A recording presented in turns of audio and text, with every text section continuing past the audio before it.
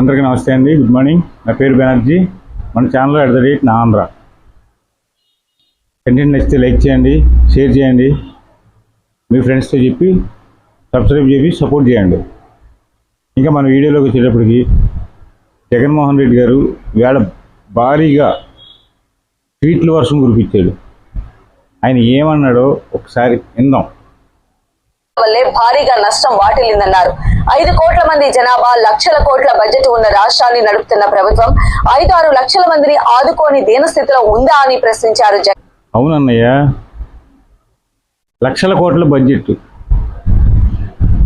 పోలవరం వరదలు వచ్చినప్పుడు కనీసం డీజిల్ కూడా డబ్బులు ఇవ్వలేదు. నువ్వు మర్చిపోయావా? పోలవరం నిర్వాసితుల్ని పక్కకు తీసుకెళ్తాకి బోట్లో స్వచ్ఛందంగా వచ్చి డబ్బులు తీసుకోకుండా వచ్చినా మనం డీజిల్ కూడా డబ్బులు ఇవ్వలేదు. వీళ్ళు బాగానే చేస్తున్నారే.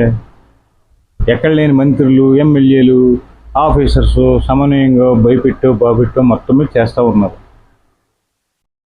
ఇంక నెక్స్ట్ నేను చూస్తే నాకు మాత్రం ఒకటి గుర్తొస్తుందన్న. అదేంటో చెప్పనా? ప్రతిధ్వని అనే ఒక సినిమా ఉండేది, పాతది. మీలో ఎవరికన్నా గుర్తుంటే చూడండి. ప్రతిధ్వని, పొరుచూరు గోపాలకృష్ణ గారు అపోజిషన్ లీడరు. ఆయన కొన్ని స్టేట్మెంట్ డిఫరెంట్గా ఇచ్చేవాడు. ఆ డిఫరెంట్ ఒకసారి చూపిస్తాను మీకు.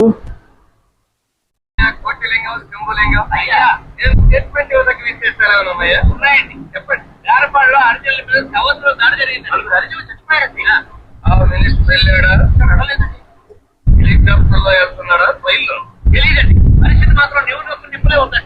అయితే 2 స్టేట్మెంట్ రాసుకోండి. అదైతే ఇదేమనండి, ఇదైతే అదేమనండి. పేపర్ మందే కదా చెప్తాం. చెప్పండి. ఒక్కవేళ హెలికాప్టర్ లో వెళ్ళారనుకో, నేల మీద పేద ప్రజలు ప్రాణభీతితో కొట్టుమిట్టులాడుతుంటే ప్రజాధనాన్ని దుర్వినియోగపరిచి ఆకాశంలో ఆనందంగా శిఖర్లు కొడుతూ వెళ్తారా?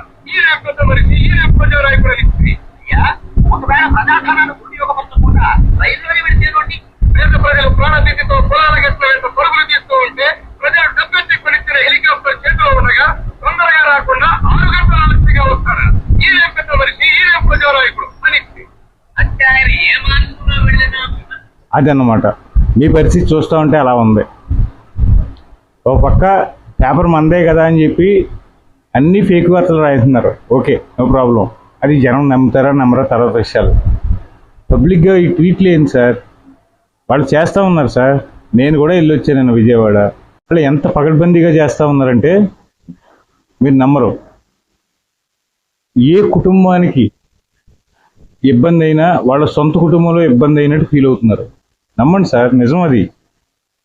ఏదో కొంతమంది ఫేక్ గాళ్ళు మీ బ్యాచ్ ఇలా చెప్తున్నారని మీరు నమ్ముతున్నారో, లేదంటే ఇదే ఫేక్ న్యూస్ చెప్పండి రా బాబు అని చెప్పి మీరే సపోర్ట్ ఇస్తున్నారో నాకైతే తెలియదు. కానీ బాగా ఆలోచించండి సార్.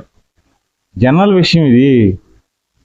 జనాల విషయం అయినప్పుడు కొద్దిగా ఆలోచించి స్టేట్మెంట్లు ఇచ్చినా, ట్వీట్లు చేసినా జనం హర్షింటారు.